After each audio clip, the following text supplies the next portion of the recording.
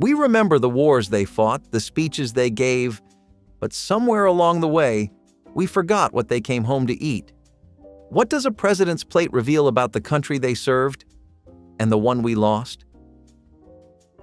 George Washington sat down to dinners that whispered of the soil, of hand-ground corn and hearth-fire simplicity. Hoe cakes with honey were his comfort, his memory, and perhaps even his quiet rebellion. These golden brown cornmeal cakes, crisp on the edges and soft in the center, were more than just a meal. They were a thread to an earlier America. Washington, despite his lofty status and powdered wigs, never let go of these humble cakes. He favored them piping hot, drenched in fresh honey from his Mount Vernon hives. His cooks, many of them enslaved, prepared them as part of a larger meal, but the hoe cakes were sacred in their own way. They stayed with him through war, through revolution, through governance. We remember the man, but we rarely ask, what did he long for when he closed his eyes? The answer might just be a plate of cornmeal, fried on a griddle, and kissed with honey. John Adams was never a man for extravagance. His meals were a reflection of his life, rigid, traditional, and built on the Spartan backbone of New England resolve.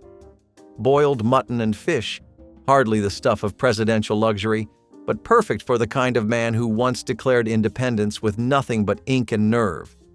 The fish came straight from the Massachusetts coast, caught at dawn, salted if it needed to travel. The mutton was often tough, often lean, but always prepared with care. It was about surviving the cold with dignity.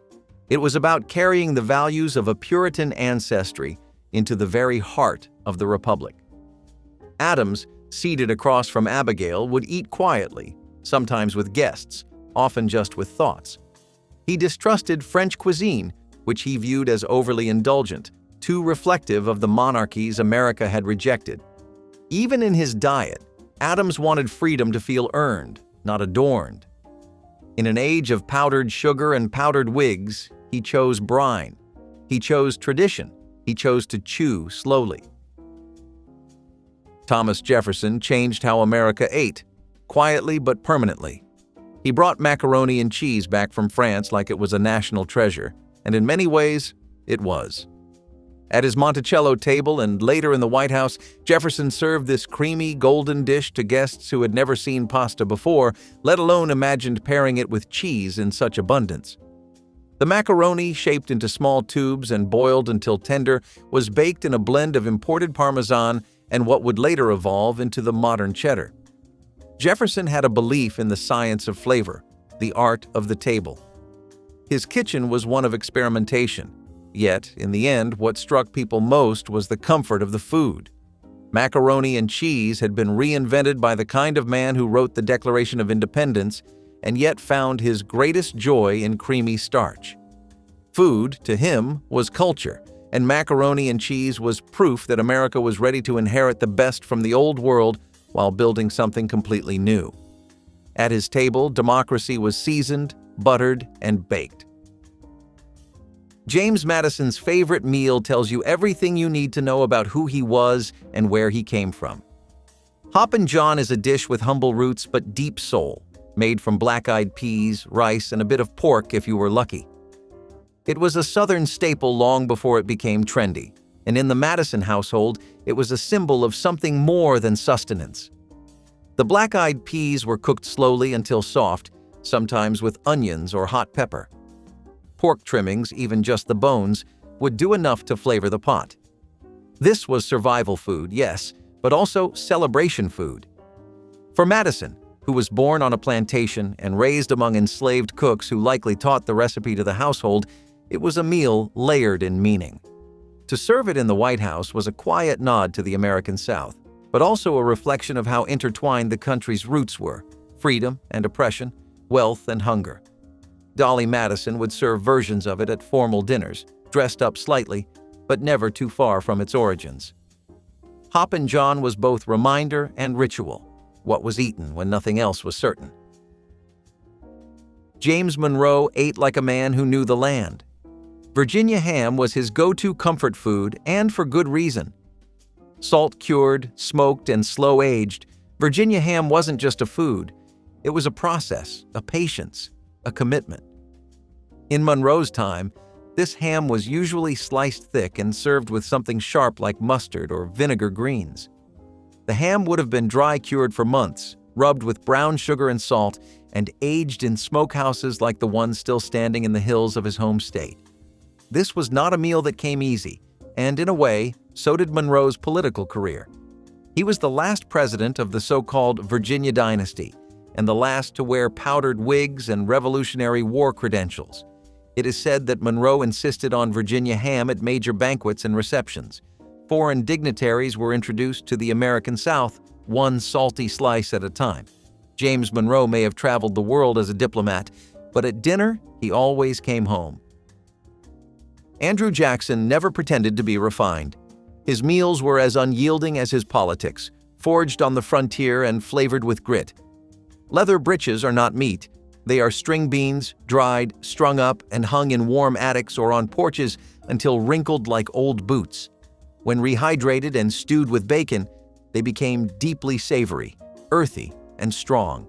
Served with hot cornbread made from stone-ground meal and buttermilk, the dish was pure Appalachia, dense, filling, and unforgettable. Jackson distrusted foreign luxuries and had no patience for French sauces. What he wanted on his plate was the story of American survival. In the White House, he might have been offered duck confit or turtle consommé. But what he really wanted was what the soldiers ate, what the farmers ate, what his mother would have made when the cupboard was nearly bare. Leather breeches and cornbread, tough, resilient, unmistakably Southern, just like Old Hickory himself. Martin Van Buren was a man of fashion and finesse, but his favorite dinner leaned curiously Old World. Turtle soup, rich and dark, was considered a delicacy in the early 19th century. The process was meticulous. The turtle was simmered for hours in stock made from its own shell, flavored with Madeira wine, herbs, and root vegetables. What emerged was more stew than soup, thick, almost gelatinous, and deeply flavorful. It was both exotic and respectable, a dish reserved for special guests and high occasions. In some sense, it mirrored his presidency, ambitious in vision but bogged down in complexity. Turtle soup was also incredibly expensive and labor-intensive. Still, at formal dinners, it stood as a statement. Here is a president with refined tastes, a man who honors tradition while asserting sophistication. For Van Buren, it was not just about eating. It was about presentation, about power, and perhaps about savoring what took the longest to make. James K. Polk was not a man of extravagance, but he did have a particular fondness for cornbread, especially with tallow butter. Cornbread was often baked in cast iron, giving it a crusty edge and a warm, dense interior. The use of tallow butter, rendered beef fat, added a rich, savory taste that no dairy butter could match. Born in North Carolina and raised in Tennessee, Polk grew up with limited means, and he never entirely shed the habits of that upbringing. His presidency was marked by expansion, tension, and long days, and yet his plate often reflected a man still tethered to modest roots. Cornbread with tallow butter was filling, and it came from the hands of enslaved cooks and frontier wives who knew how to stretch every ingredient for all it was worth. It is hard to imagine a meal less glamorous in the White House dining room, but that was the point. Polk did not want glamour.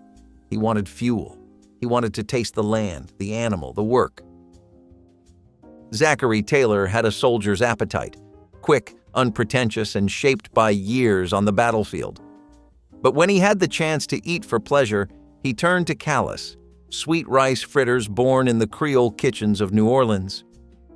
Made from cooked rice, eggs, sugar, and flour, then deep-fried until golden and dusted with powdered sugar, callous were warm, pillowy pockets of comfort. Taylor, a Louisiana plantation owner before the presidency, would have known these well. The fritters were usually eaten at breakfast, but for Taylor, they became a favored indulgence at dinner, served with coffee or syrup. It was a dish that crossed cultural lines, born of African heritage, French technique, and American adaptation. That Taylor loved them is a testament to how much the Southern table had evolved. Callous were joy disguised as a meal, the kind of food that lingered in your memory.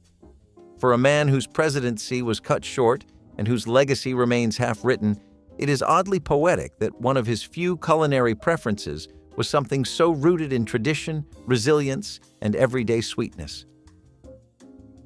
Millard Fillmore may not be remembered for bold decisions or rousing speeches, but he knew the value of a good bowl of soup. Fillmore favored hearty, simple broths that warmed the bones and filled the belly. There was no single variety he loved best. It could be a vegetable stew one night, a chicken broth the next, but always made from scratch, always slow-cooked, and always quietly satisfying. Bones from yesterday's roast, paired with root vegetables and herbs from the garden, could stretch into another meal entirely. Fillmore, born in a log cabin and trained as a lawyer before entering politics, never lost that early appreciation for making the most out of what little you had. Soup was the great equalizer. It belonged on both poor tables and presidential ones. And in a White House eager to present elegance, Fillmore's choice of dinner was refreshingly humble. It was not about impressing guests or following culinary trends.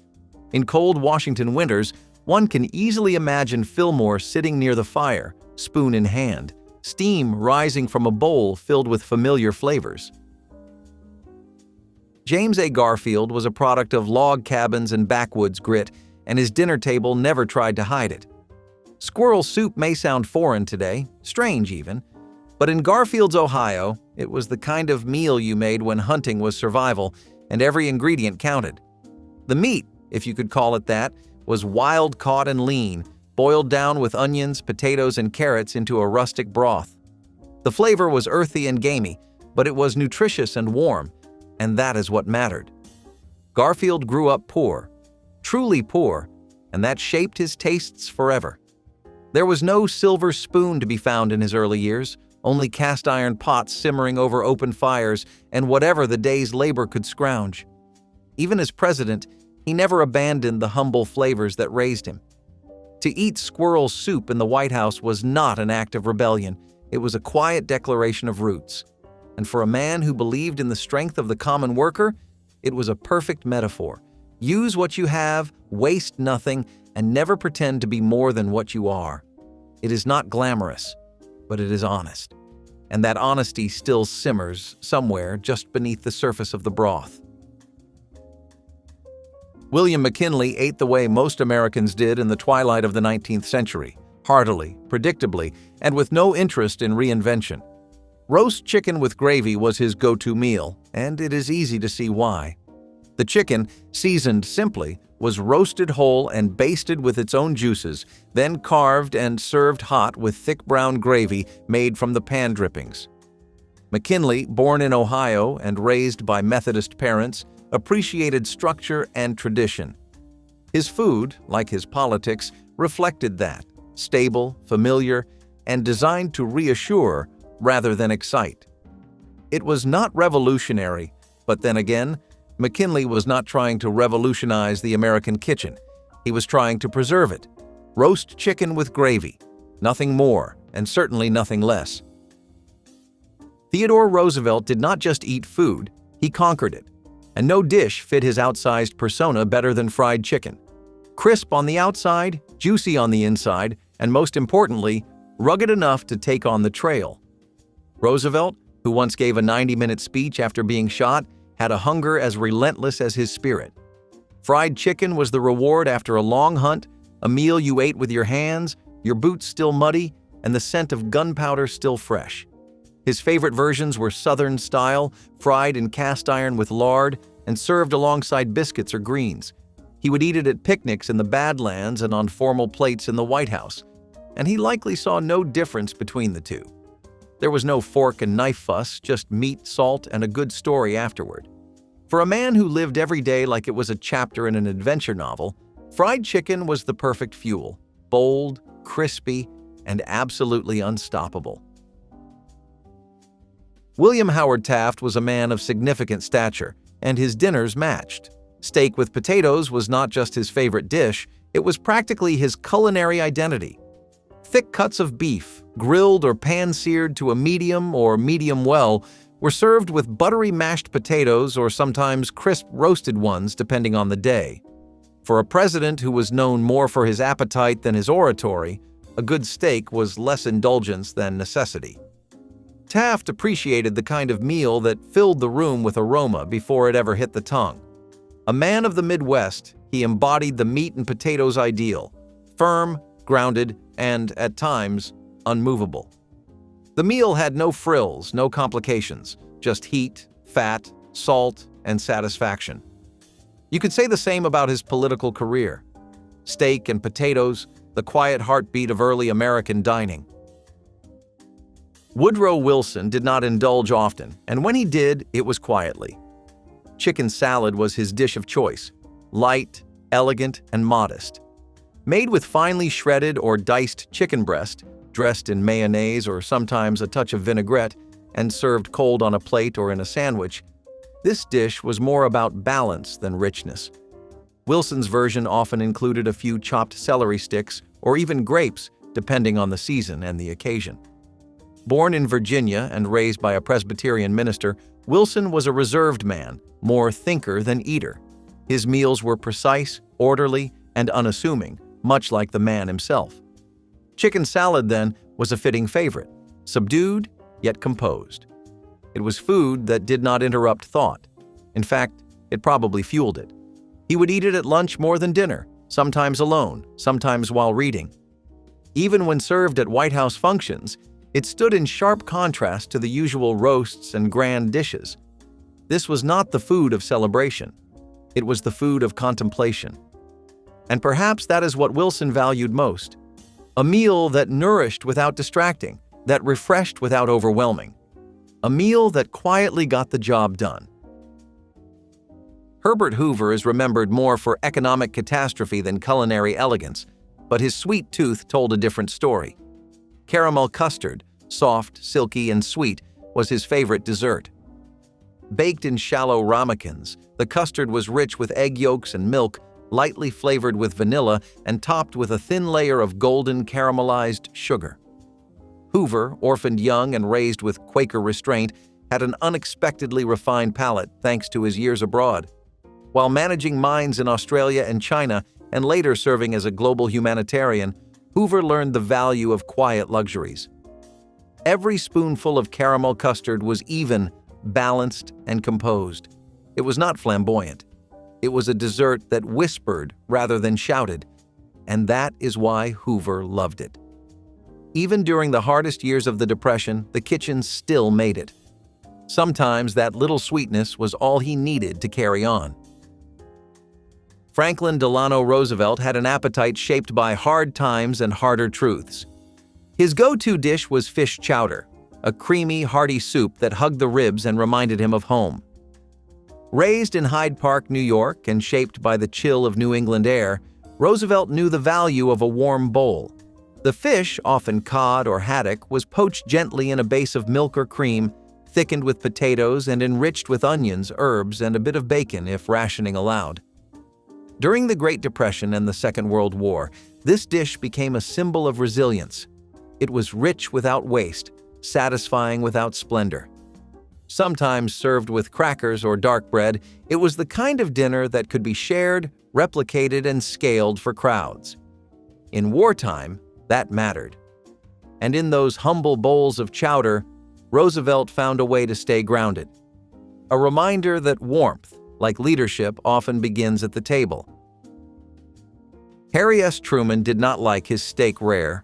He liked it well done, firm, cooked through, just like everything else in his life. Truman was a straight shooter, and his food followed suit. Just meat, heat, and honesty. His favorite meal was a thick-cut beefsteak, cooked until not a hint of pink remained and served with vegetables or a potato on the side. Some might call it tough.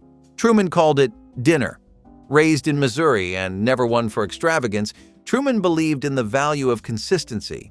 His wife, Bess, often managed the kitchen herself, and meals in the Truman White House were famously modest. He liked American beef, cooked American style, and that was that. If the steak was a little dry, so be it. It got the job done, just like Harry. Dwight D. Eisenhower had seen war, peace, and politics. But in the kitchen, he was just another man with a ladle and a plan. His favorite? Beef stew. And not just any stew, his own. Eisenhower often cooked it himself, slowly simmering chunks of beef in a thick, savory broth with potatoes, carrots, and onions. The stew was more than a meal. It was ritual. He chopped the vegetables. He salted the meat. He waited patiently for the flavors to deepen. It was one of the few times he was in total control, far from headlines and generals. This was the food of the plains, of Abilene, Kansas. It reminded him of childhood, of his mother's kitchen, and of the simplicity he missed in office. When he hosted guests, the stew would be served with bread, perhaps a salad, but always the same centerpiece, a deep pot of comfort. Eisenhower's version required hours of slow cooking, the kind that forced you to stay close, to be present. That is what he loved most. In the steam of that stew was a kind of therapy. As he once said about leadership, plans are nothing, planning is everything. You could say the same about beef stew. John F. Kennedy was a man of taste, clean lines, clean speech, clean food. His favorite dinner was New England clam chowder, a creamy soup that spoke to his Boston heritage and coastal upbringing. Thick with clams, diced potatoes, onions, and often a hint of salted pork, this chowder was no afterthought. It was dinner. The clams were local. The broth was made fresh. The texture was smooth and velvety, balanced between richness and restraint. It captured everything Kennedy loved, refined simplicity. He often had it at the Kennedy compound in Hyannisport, where salty breezes and sun-bleached docks framed his childhood. Even in the White House, when the pressures of Cold War diplomacy crept in, this soup reminded him of summers past, of sea air, and family. It was often served at formal dinners, not with pomp, but with reverence. The president of Camelot ate chowder, and the country followed. For Kennedy, it was never just about flavor. It was about identity, about home, about tying the most powerful office in the world to the comfort of a coastal bowl. With every spoonful, he was not just remembering where he came from, he was reminding us. Lyndon Baines Johnson was Texas incarnate, loud, stubborn, and proud of every inch of it. So it is no surprise that his favorite dinner was chicken fried steak, a dish that bleeds Lone Star pride. It starts with a tenderized piece of beef, battered like fried chicken, and then pan-fried until golden. The real star, though, is the cream gravy, thick, white, peppery, and poured over everything. This was not food for the faint of heart. It was stick-to-your-ribs, feed-a-ranch hand kind of food. Johnson did not just eat it at home, he demanded it at the White House too. His staff sometimes scrambled to meet his sudden food cravings, and chicken fried steak was often at the top of that list. He liked it hot, greasy, and unpretentious. It reminded him of his roots, his ranch, and his long drives through the Texas Hill Country. More than a meal, it was an identity, a badge of honor served on a plate. And like the man himself, it came out swinging. Richard Nixon's favorite dinner is one of the strangest entries in the entire presidential cookbook: cottage cheese with ketchup. Not steak, not soup, just a scoop of curds and a splash of sweet tomato paste. It sounds more like a dare than a dinner, but for Nixon, it was routine. His approach to food was as restrained as his public persona, bland, efficient, a bit off-kilter. He was obsessed with his weight, often skipping indulgent meals entirely. Cottage cheese was low-calorie, protein-rich, and easy to prepare. The ketchup, that was the indulgence. He sometimes added fruit instead, or sliced pineapple, but the ketchup was the true Nixon touch. He ate this meal often alone, in the quiet of his study or during late-night work sessions. It was part of his tightly controlled diet, a reflection of a man who rarely allowed himself pleasure. Some say his food habits mirrored his presidency: rigid, calculated, and always slightly uncomfortable. There is something almost tragic about it. Among steak lovers and chowder enthusiasts, Nixon stands alone at the table, with a bowl of curds and a plastic bottle of red. Gerald Ford did not believe in fuss. His meals were plain-spoken, much like the man himself. And nothing was more all-American than a good pot roast. Thick cuts of beef braised for hours until fork tender, surrounded by carrots, onions, and potatoes soaking in a deep, savory broth. This was the meal of the Midwest, of Sunday dinners and post-church gatherings. Ford, born in Nebraska and raised in Michigan, knew the value of a hot, filling dinner that brought people together. In a White House still reeling from Watergate, he clung to familiar comforts. Pot roast was what you served to rebuild trust. It filled the room with warmth, and it stuck to the bones.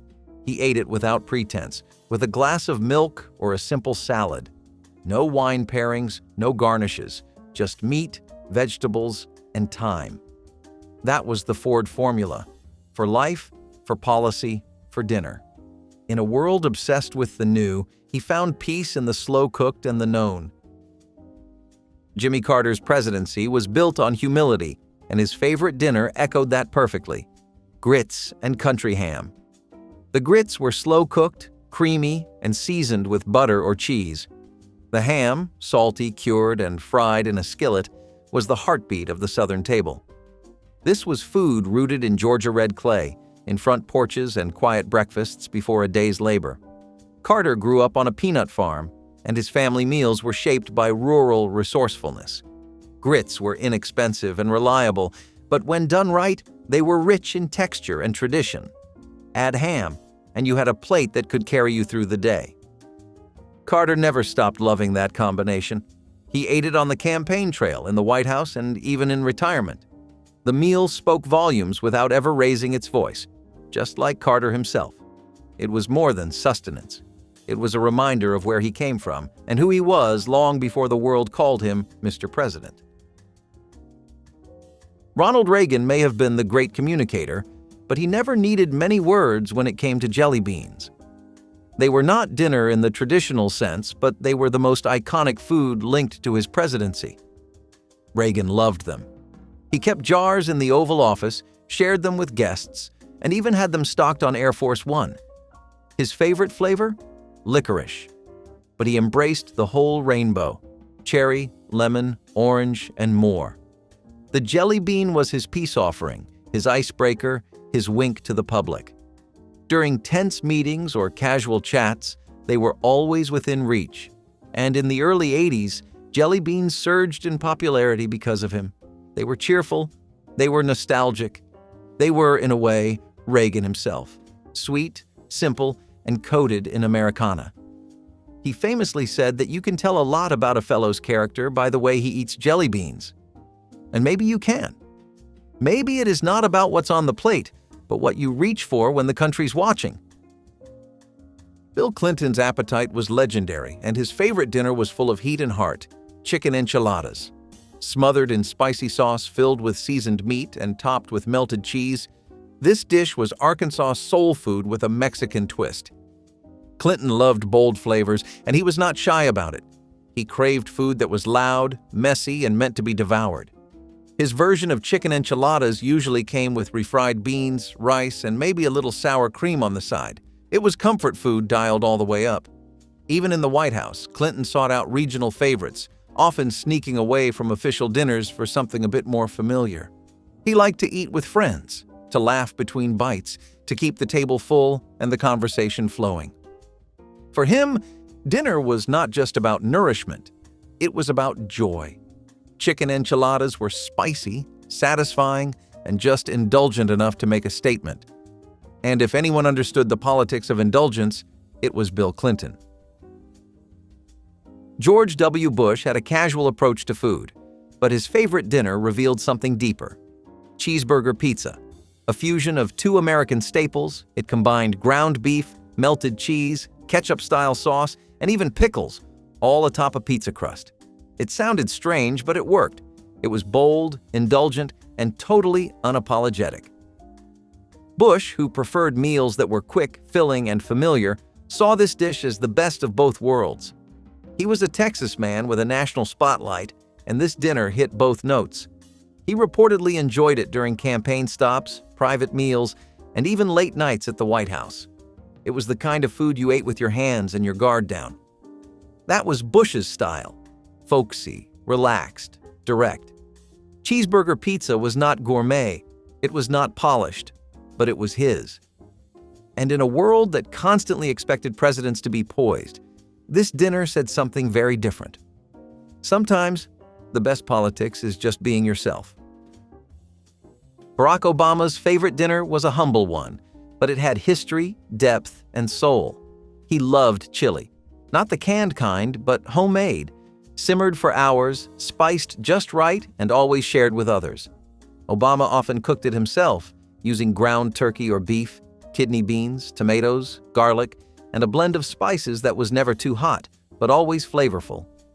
It was a dish rooted in community, in cold Chicago nights, in Sunday dinners with Michelle and the girls. Obama's chili was both a tradition and a conversation starter. He served it at campaign events, and it became one of the few recipes from a president that everyday Americans actually tried to replicate. Chili is a dish of balance, between heat and richness, between simplicity and depth. That made it the perfect food for a president who prided himself on finding common ground. He never claimed it was fancy, just good, just honest, just enough to bring people together. Donald Trump's favorite dinner is infamous by now. Well-done steak with ketchup, thick cuts of beef, grilled until every bit of pink was gone, then plated with a side of bright red ketchup. Not steak sauce, not aioli, just ketchup. It raised eyebrows in culinary circles, but Trump did not care. He liked what he liked. His steak dinners were usually paired with fast food on the side or eaten at high-end restaurants with unapologetically simple preferences. This was a man who, despite having access to the best cuisine in the world, preferred the familiar, the comfort, the control. Steak, well done, was about certainty. No surprises, no softness, no blood. Ketchup was childhood sweetness, American nostalgia, and maybe a little rebellion against the culinary elite. His dinner choice became a symbol. To some, it was absurd. To others, it was authenticity. But either way, it was unmistakably Trump. Joe Biden never made a secret of it. He loves ice cream. Not steak, not chili, not some foreign delicacy. Ice cream. Chocolate chip, to be exact. During speeches at small-town stops or even on Air Force One, he would be spotted with a cone in hand and a smile that never seemed to fade.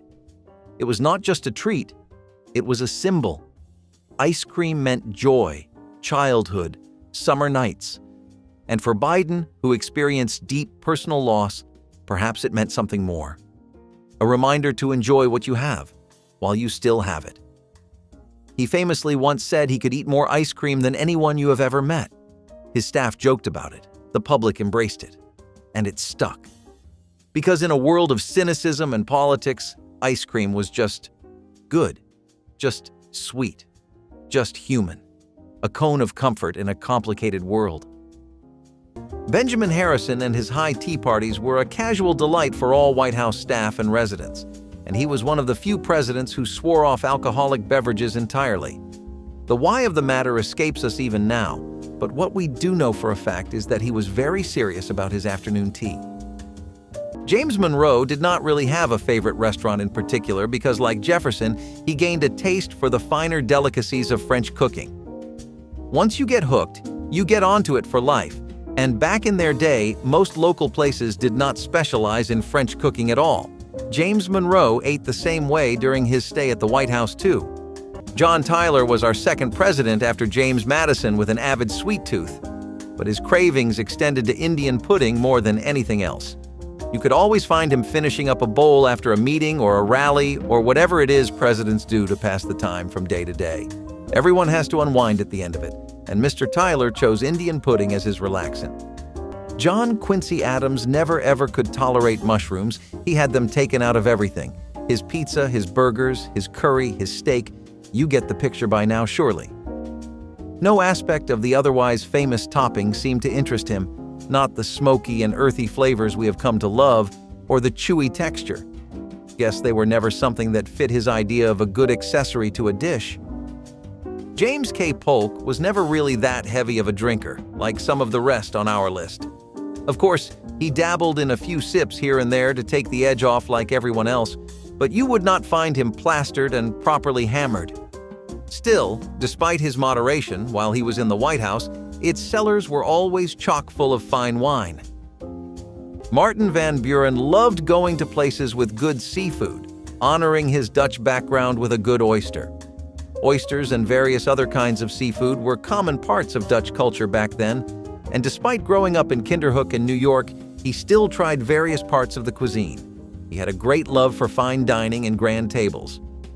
James Monroe, on the other hand, dearly loved Virginia ham as a breakfast option. He would swear by some ham with toasted bread, or just a plain and simple ham sandwich. You would be surprised what a small protein-based kick can do to your day and how it can get you going.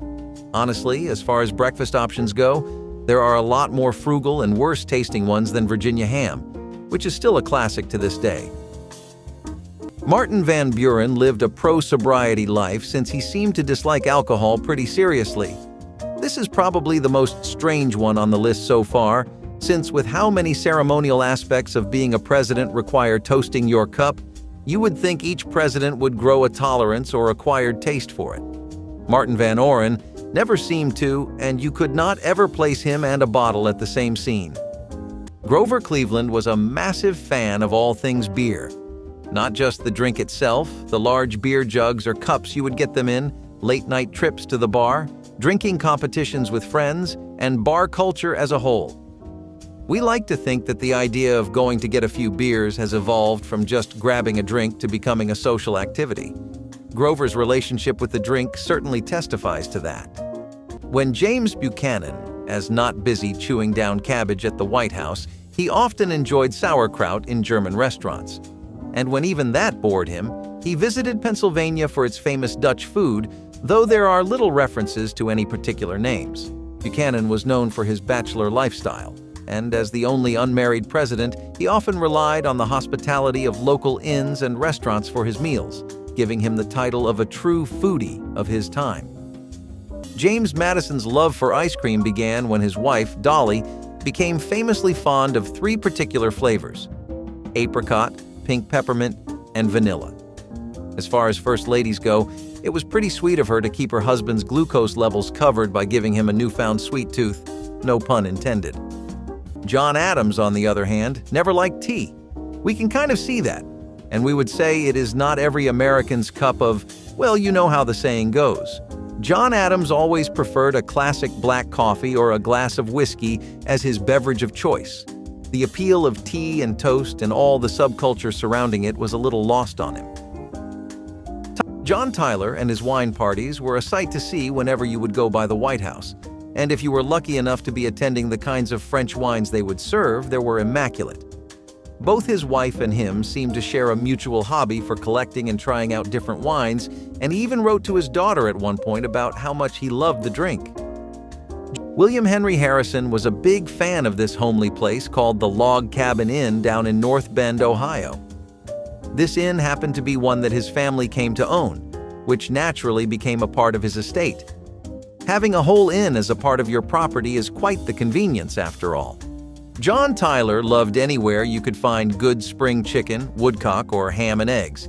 He had some pretty Virginian tastes, and that is what was trending in the state during the time he was president in the 1840s. In contrast, James Monroe was never a fan of seafood.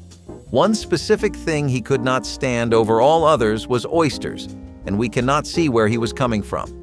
Everyone has their preferences, picks, and choices. But why oysters? You can do so much with them, and they have been a delight of portside towns across the nation since who knows how long. Chester A. Arthur loved to dabble in every kind of drink he could find. He was a pretty firm believer in variety over favoritism, and you could find a vast arsenal of whiskeys, gins, vodkas, and more in the White House when he was in charge. If you have the freedom to, why not explore? Franklin Pierce was also a fan of New England cuisine, especially things like fried clam. He loved visiting coastal areas like Maine and Rhode Island. Most of the presidents of the early era of the American presidency did not have many favorite places they would go to, because the restaurant industry was not half as developed. They still had areas where they frequented to get their preferences met. John Quincy Adams likely had one of the healthiest lifestyles of any president. This man really knew his fruits, and he was deeply serious about them too.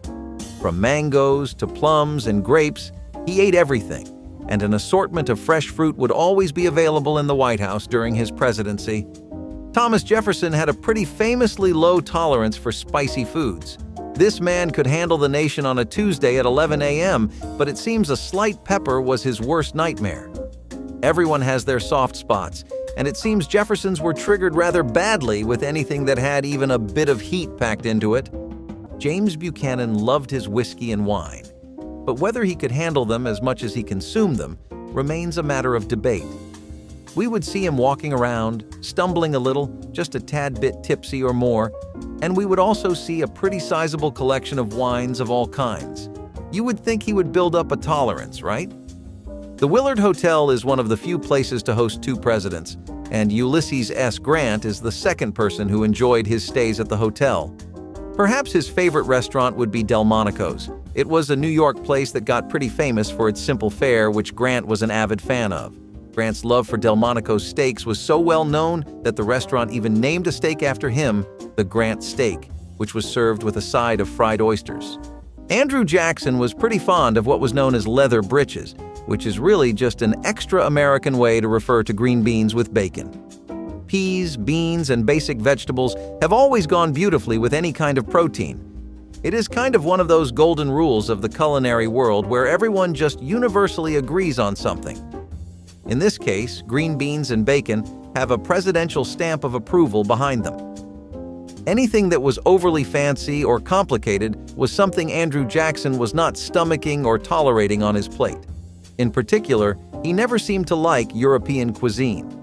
The White House was pretty renowned for serving this type of food in particular. If you ever asked him, he would much prefer simple stuff like steak and eggs. Maybe Rutherford B. Hayes did sneak in a drink every now and then, but under the eagle eye of his wife Lucy, it seems he was on a lemonade-only diet. She would have the drink served in the White House over alcohol and always seemed to have a bit of a distaste for it, and we guess that it grew on Mr. Hayes over time too.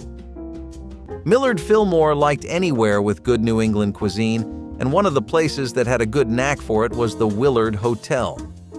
That place opened up during the time he was president, and it became a hub for influential people to eat and rub shoulders at. In particular, he loved places with a goof-clear soup.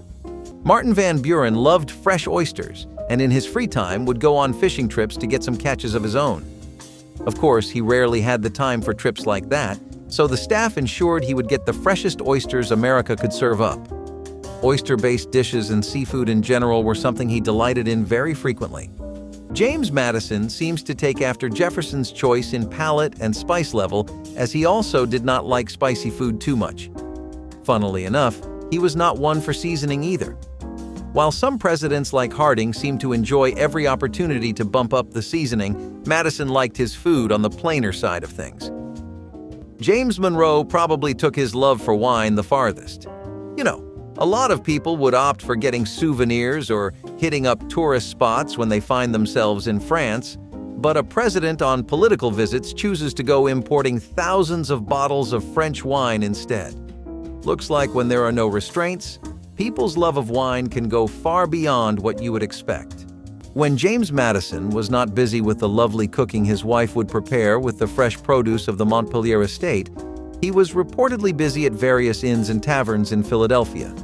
He had no proper favorite that he would swear on over all else, but he liked sampling everything the city's various establishments had to offer whenever he could. Guess he was adventurous? Zachary Taylor was more or less cut from the same cloth, direct in his leadership and even more blunt and plain with his food.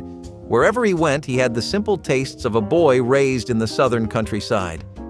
He typically had cornbread at whichever tavern he went to and loved steakhouses that were popular.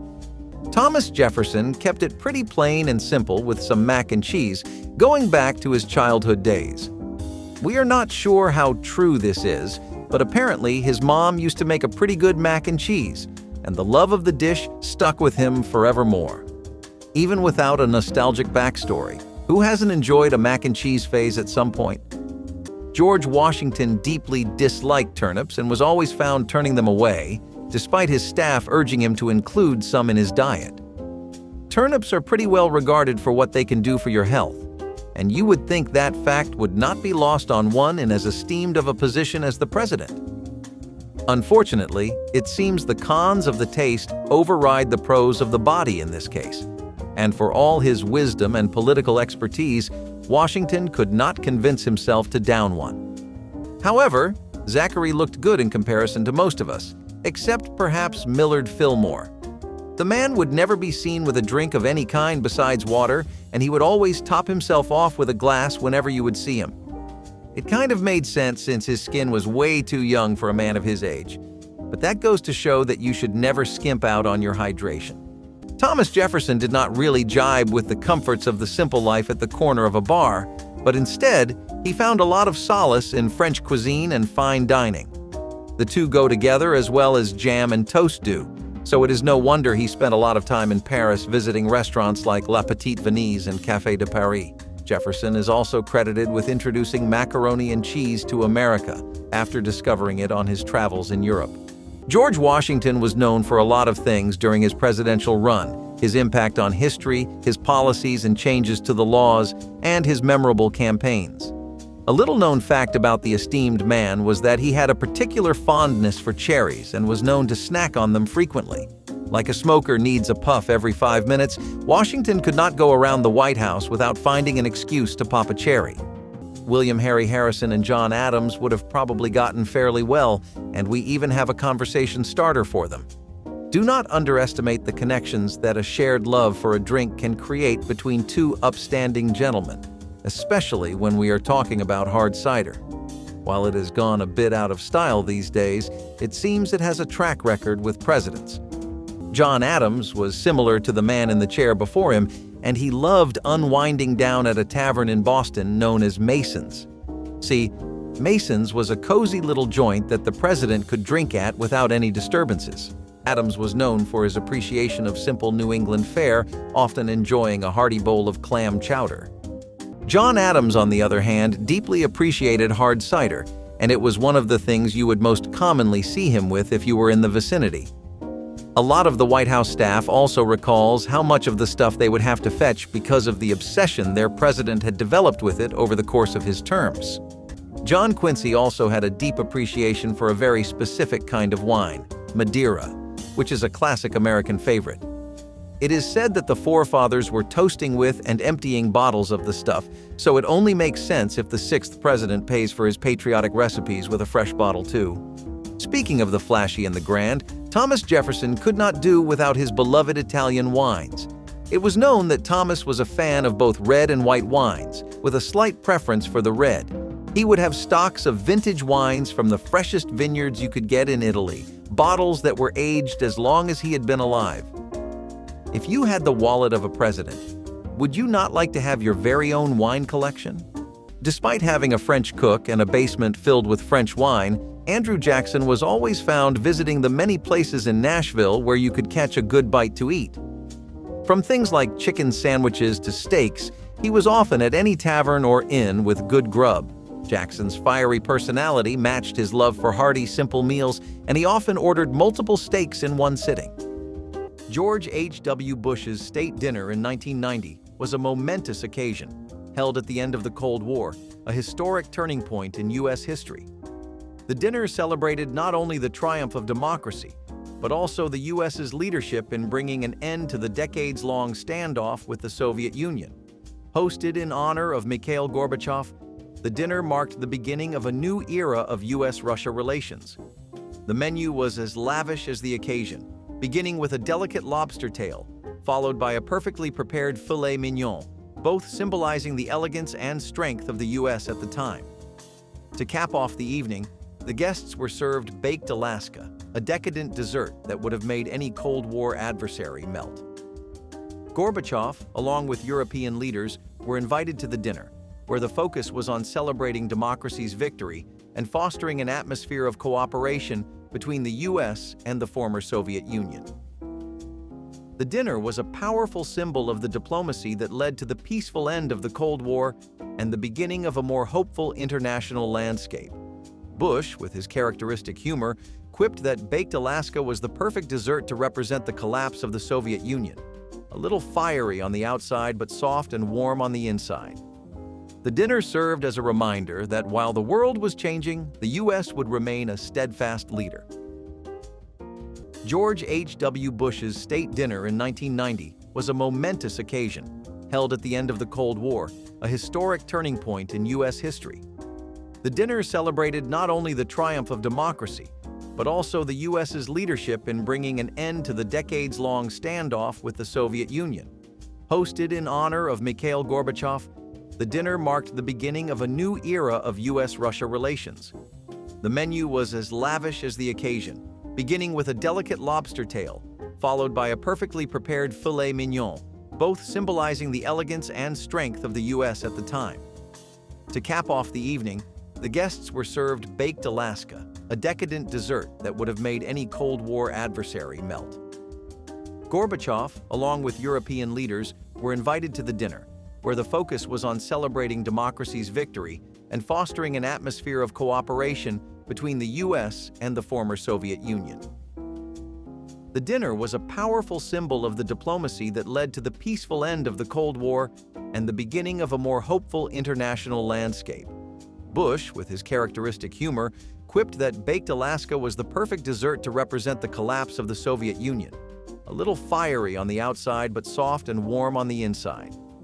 The dinner served as a reminder that while the world was changing, the U.S. would remain a steadfast leader. John Adams, on the other hand, was an apple cider connoisseur of sorts. He always talked about his passion for the drink at great length in his letters to friends, family, and acquaintances alike. You would think a man who could have the finest cup of wine or whiskey at the drop of a hat would have a more extravagant pick, but sometimes the simple things in life make you the happiest. Rutherford B. Hayes may not be the most celebrated name in presidential history, but his state dinners carried a profound significance. Serving as president during the turbulent years following the Civil War, Hayes used these gatherings to promote reconciliation and unity. His administration's focus was clear: mending the nation's divisions after Reconstruction and showing that the United States could indeed move forward together. At his table, former adversaries sat shoulder to shoulder, a symbolic effort to heal the wounds of a fractured nation. The guest list reflected this mission. Prominent Northern and Southern leaders were invited, making these dinners a rare opportunity for dialogue and understanding. Hayes was serving a vision of a united America, one dinner course at a time. The menu, much like Hayes himself, was modest yet thoughtful. Roast chicken and baked fish with cream sauce provided hearty staples, while mashed potatoes offered a comforting touch. Dessert was cherry pie, a nod to American tradition and simplicity. Hayes's wife, Lucy, was the first First Lady to ban alcohol from the White House, earning her the nickname Lemonade Lucy. While the dinners were dry, the conversation flowed freely. The goal wasn't extravagance, but familiarity, reminding guests of shared values and a common heritage. James Polk had a deep appreciation for his cornbread, and for a time, it was thought by most of the members of the White House that the two were as inseparable as winter and beanies. Cornbread itself was a pretty light snack, and its best trait was that it was really filling for its size, so maybe he had time efficiency in mind. Or maybe he just really loved his cornbread. Franklin D. Roosevelt was pretty popular since he was the one that put an end to the prohibition. Americans do not play about their bacon, cheese, or their beer, so as the president that finally set the record right, he enjoyed a lot of public love. Unfortunately, that did not extend to the reviews of his custom-made martinis. Gin, absinthe, and vermouth in strange quantities were mixed together and served to his guests, all of whom agreed that it was a pretty mid-drink. Franklin D. Roosevelt's state dinners during World War II were far from ordinary. They were pivotal moments of wartime diplomacy. In 1943, he hosted a dinner that brought together two of the most influential leaders of the Allied forces, British Prime Minister Winston Churchill and Soviet Premier Joseph Stalin. This was a strategic summit designed to solidify alliances and chart the course for victory. The menu was a comforting mix of American tradition and wartime practicality. Guests dined on roast turkey with oyster stuffing, a dish that gave a nod to American holiday feasts. Creamed onions added a rich, homey touch, while English plum pudding, a classic British dessert, bridged the gap between the Allies' different culinary traditions. And to wash it all down, Roosevelt served wine from the White House cellar. The guest list, aside from Churchill and Stalin, included other key Allied leaders, each with their own role to play in the military strategy discussions that followed the meal. The dinner was a blend of high diplomacy and camaraderie, with Roosevelt skillfully using the table as a venue for crucial talks on defeating the Axis powers. Churchill, never shy about his appetite, was said to have enjoyed the food so much he joked, "If we lose this war, at least we'll have had a good dinner." The dinner, after all, was about shaping the future of the world. After the devastation of World War II, the world needed more than just rebuilding. It needed leadership, unity, and a strong diplomatic foundation. Civil War generals and whiskey go together like peanut butter and bread, but Ulysses S. Grant in particular was fond of binging on some Old Crow whiskey. Most people in high-ranking political seats took to champagne more than crude brands like that, but he liked to keep it honest and to the point with his drinking. No top notes, middle notes, and fancy flavors, just plain old swill that gets you drunk. After the transformative events of the 1960s, Lyndon B. Johnson's presidency focused on healing the nation's divisions and celebrating progress, especially in the realm of civil rights. In 1965, LBJ hosted a state dinner that reflected the growing unity and the cultural changes in America, especially the strides being made in civil rights. The event was an opportunity to promote American values of equality and inclusivity, while also solidifying the country's leadership on the world stage. The menu was a celebration of Texas-style comfort food, a nod to Johnson's roots. Guests were treated to barbecued ribs, tender and flavorful, accompanied by cornbread, another Southern classic. Texas-style chili added a spicy kick, while pecan pie provided a sweet homegrown dessert to wrap up the evening. It was a dinner steeped in the traditions of the American South, designed to showcase the diversity of American culture. The guest list was diverse, with leaders from the civil rights movement and political elites in attendance. This was a deliberate move by LBJ, who was committed to building bridges within the country while navigating the challenges of a world still reeling from the tensions of the Cold War. With a name like Theodore Roosevelt and a history of rough and stern campaigns, you would think that he could down a pint or gallon of whiskey or scotch without any worries. However, he was actually a light drinker, and he prided himself on the fact, to the point that he sued a newspaper for claiming that he was a heavy drinker, which was a case he won. What Roosevelt did enjoy were mint juleps every now and then. Maybe it's a secret White House detox routine? Theodore Roosevelt was a man of action, whether charging up San Juan Hill or shaking up Washington politics. So it's no surprise that when he hosted a state dinner in 1905 to honor Japanese diplomats, it was nothing short of groundbreaking. This was the first modern state dinner, marking a new era in U.S. diplomacy. Held to strengthen relations with Japan following the Russo-Japanese War, the event celebrated Roosevelt's role in brokering the Treaty of Portsmouth, which earned him the Nobel Peace Prize. The guest list included Japanese diplomats, led by the Japanese ambassador, and key U.S. officials. It was a carefully orchestrated evening designed to showcase mutual respect and emphasize America's commitment to fostering peace in the Pacific. Roosevelt knew diplomacy could be as much about gestures as policies, and this dinner set the stage for warmer U.S.-Japan relations. Dinner began with mock turtle soup, followed by salmon and roast beef tenderloin. For dessert, the guests were treated to baked Alaska, a showstopper designed to impress. Roosevelt, famous for his larger-than-life personality, reportedly toasted the Japanese delegation with gusto, stating his hope for perpetual friendship between our nations. The scandal surrounding Warren G. Harding's love of whiskey has been a pretty spicy topic as far as White House rumors go. Word is, he used to sneak in bootleg liquor taken right from the Justice Department's seized stash. Now, we have all gone pretty far for a drink before, especially when times were tough, but maybe that's overdoing it a little? Ulysses S. Grant's presidency marked a turning point in state dinners, elevating them from domestic gatherings to formal diplomatic showcases. In 1874, Grant hosted the first official state dinner for a foreign head of state. King Kalakaua of Hawaii. At a time when the United States was expanding its influence in the Pacific, the dinner symbolized a burgeoning partnership with Hawaii and Grant's vision of global diplomacy. The guest list reflected the dinner's significance, including prominent government officials and, of course, King Kalakaua, the first Hawaiian monarch to visit the U.S. This event underscored the growing ties between the nations, and Grant used the occasion to highlight America's commitment to fostering international relationships. The menu was as grand as the occasion, blending American and European culinary traditions. Guests were served oysters on the half-shell, roast quail, and terrapin stew, always a favorite among 19th-century elites. For dessert, ices molded into intricate shapes of fruits and flowers added a theatrical flair to the evening. King Kalakaua, who was passionate about modernizing Hawaii, was reportedly quite taken by the evening's elegance. Meanwhile, Grant, known more for his battlefield strategy than his social graces, famously remarked that the food spoke well enough for itself.